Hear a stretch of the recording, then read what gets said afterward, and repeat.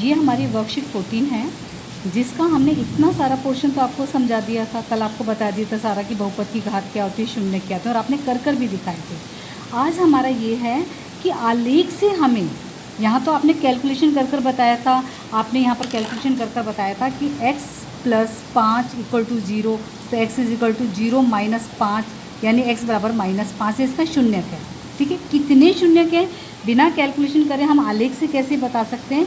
अगर हमारा आलेख y बराबर x की फॉर्म में है, y बराबर px, जैसे फॉर एग्ज़ाम्पल हमारा क्या नाम है, बहुपद हो x² प्लस में 5x प्लस में 3, यानी किस चर में है, ये x में है, तो इसके शून्यक तो होंगे। शून्य कैसे होंगे? जितनी घात है, मैक्सिमम बड़ी घात को शून्य कहते हैं, शून्यक होंगे।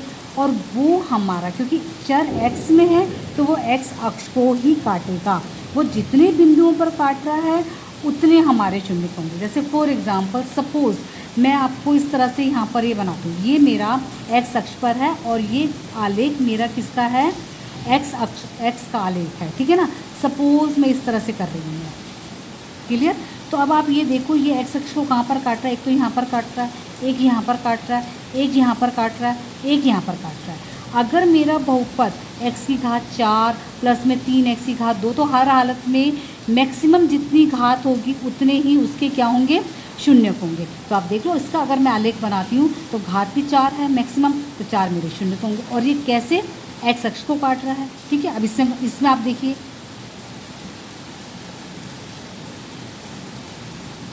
अब बताइए, तो यहाँ पर देखिए x अक्ष को, ये भी मेरा चर x में ही बहुपद है, ये भी मेरा किस में है? चर x में ही बहुपद है। तो x अक्ष पर हम अपने आप को कंसंट्रेट करेंगे कि ये मेरा आलेख x अक्ष को यहाँ पर काट रहा है, यहाँ पर काट रहा है, यहाँ पर काट रहा है, तो हम कहेंगे 3 शून्यक हैं। ठीक है, सपोज़ एक और लिखी हूँ मैं, मानकर चलिए सपोज़ इस तरह से मेरा छूता हुआ जा रहा है, तो अब यहाँ पर उसे छुआ तो है ना, तो ये एक शून्यक ये हो गया, एक शून्यक ये हो गया। सपोज़ मेरा इस तरह से है, ये सारे मैं चर x के बहुपद के एग्जाम्पल बता रही हूँ। अब देखिए, ये मेरा x अक्ष है तो उसने यहाँ पर काटा, लेकिन ये मेरा क्या है? y अक्ष। तो आप 2 शून्यक नहीं बोलेंगे, आप बोलेंगे इसका शून्यक क्या है? 1। इसके शून्यकों की संख्या कितनी है? 1।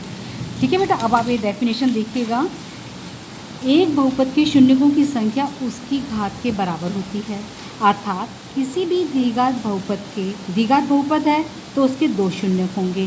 त्रिघात, जिसमें घात 3 हो तो उसके 3 शून्यक होंगे। 4 घात है तो उसमें 4 शून्यक होंगे। समझ में आया बेटा?